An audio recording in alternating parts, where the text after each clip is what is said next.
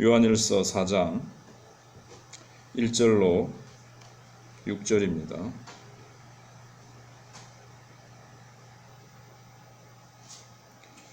사랑하는 자들아, 영을 다 믿지 말고 오직 영들이 하나님께 속하였나 분별하라. 많은 거짓 선지자가 세상에 나왔습니다. 이로써 너희가 하나님의 영을 알지니 곧 예수 그리스도께서 육체로 오신 것을 시인하는 영마다 하나님께 속한 것이요 예수를 시인하지 아니하는 영마다 하나님께 속한 것이 아니니 이것이 곧 적그리스도의 영이니라. 오리라 한 말을 너희가 들었거니와 지금 벌써 세상에 있느니라. 자녀들아, 너희는 하나님께 속하였고 또 그들을 이기었나니 이는 너희 안에 계시니가 세상에 있는 자보다 크심이라. 그들은 세상에 속한 고로 세상에 속한 말을 하매 세상이 그들의 말을 듣느니라. 우리는 하나님께 속하였으니 하나님을 아는 자는 우리의 말을 듣고 하나님께 속하지 아니한 자는 우리의 말을 듣지 아니하나니 진리의 영과 미혹의 영을 이로써 아느니라. 아멘. 요한이 3장 끝부분에서 이 성령의 역사에 대해서 말씀하고 있습니다. 3장 14절에 보시면 우리에게 주신 성령으로 말미암아 그가 우리 안에 거하시는 줄을 우리가 아느니라. 우리가 주님 안에 거하는 확신, 우리가 하나님께 속했다는 그 확신에 대해서 결국 궁극적으로는 성령님으로 말미암아 우리가 그 확신을 가질 수 있다라고 얘기를 하고 있습니다. 그리고 나서 이제 4장으로 접어들면서 그런데 이제 영을 다 믿지 말라 이렇게 명령하고 있습니다. 영을 다 믿지 말고 하나님께 속하였는가 다 한번 분별을 하라, 테스트를 해보라는 거죠. 시대마다 기괴한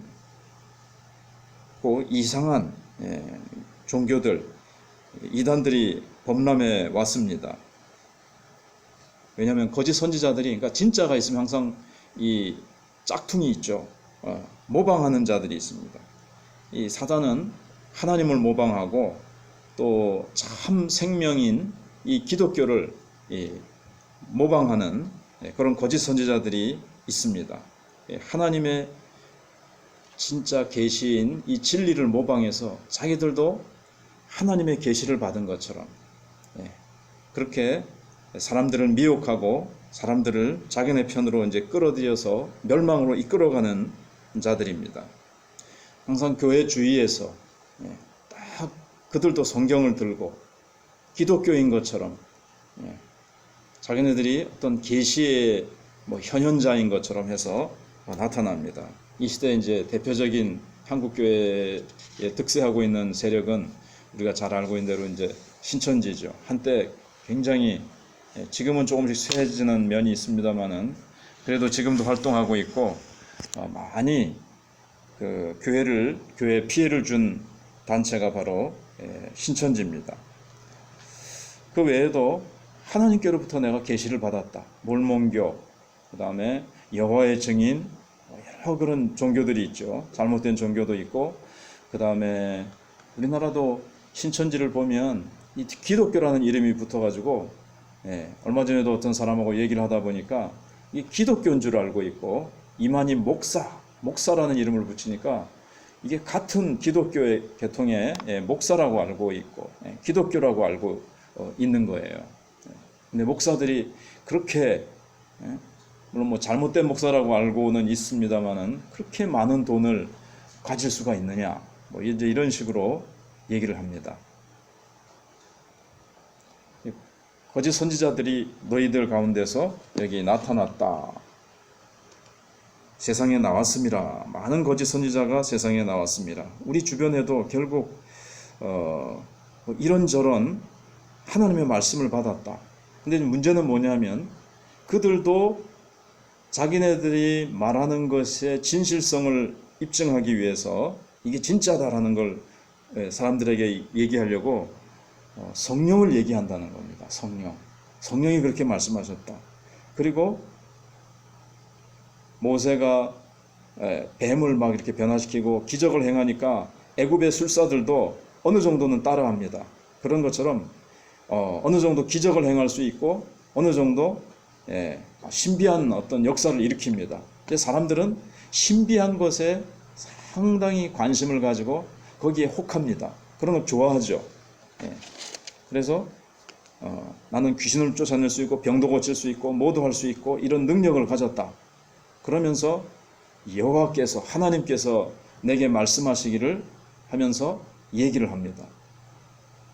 이 사람 저 사람도 내가 성령님께 하나님께 받아서 하는 말이다, 말씀이다 이렇게 얘기를 하는데 우리가 순진하게 성령님께서 내게 주신 말씀이다, 하나님께서 내게 이렇게 말씀하셨다라고 해서 다 받아들일 수는 없다는 거죠. 그 중에서 거짓 선지자도 있는데 그러니까 이제 분별하라는 말이죠. 하나님 그 영들이 하나님께 속하였나 분별하라 그랬습니다. 그래서 중요한 것은 오늘날 기적을 일으킨다고 병을 고친다고 해서 또 성령님의 역사로 내가 병을 고치는 것이다라고 해서 무조건 따라가면 되겠는가? 무엇보다도 전달하는 방법보다는 그들이 전달하는 내용을 봐야 됩니다. 내용이 성경과 일치되는가를 봐야 됩니다. 왜냐하면 하나님은 성경과 다른 내용을 그 사람을 통해서 얘기하실 수가 없죠. 하나님이 성경에서는 이렇게 말씀하셔놓고 또 어떤 사람을 통해서 하는 말씀이 성경하고 충돌을 일으키거나 성경과 다른 내용을 한다면 그렇게 하시는 분이 아니시죠. 그러니까 우리는 무엇보다도 내용을 봐야 됩니다. 내용이 정말 성경에 있는 내용과 맞는지. 왜냐하면 예수님께서 내가 보혜사를 보내실 것인데 보혜사가 오시면 너희를 진리 가운데로 인도하실 것이고 내가 말한 것을 생각나게 하리라 그렇게 말씀하셨고 내 것을 가지고 너희에게 알리셨으니 그랬습니다. 내 것을 가지고 예수님이 하신 말씀을 가지고 성령님께서 그걸 풀어 설명도 하시고 깨닫게 하시고 그걸 가지고 예수님이 하신 말씀을 가지고 성령님께서 일하신다는 거죠. 예수님은 또 아버지께로부터 내가 들은 것을 얘기한다 그렇게 말씀하십니다. 삼위 하나님은 누가 말씀하시든 다 하나님의 말씀이지만 삼위 하나님 안에 어떤 이런 일치와 질서가 있습니다. 우리가 그것을 잘 알면 거짓 선지자들이 하는 말을 잘 들어보고 무조건 막 신기한 일을 일으키고 뭐 이빨을 금으로 바꾸고 또는 뭐 수건을 막 던지기만 하면 내가 바울과 같은 능력을 받았다면서 막 수건으로 병을 고치고 사도행전에 있지 않느냐 이러면서 막 별의별 희한한 일을 하더라도 그 내용이 정말 예수 그리스도의 말씀과 일치되는지를 우리가 알아야 되겠고 그 다음에는 큰 이단의 이제 줄기는 여기 나오는 대로 계속 뒤에 나옵니다만은 예수님께서 육체로 오신 것을 시인하느냐 아느냐. 그 당시에 앞에 말씀드린 대로 최고의 이단은 영지주의자였습니다. 예수님이 육체로 오신 것이 아니라는 거죠. 예수님에 대해서 어떻게 말하는가를 보면 압니다. 정말 예수 그리스도를 하나님의 아들로 우리의 구주로 인정하느냐.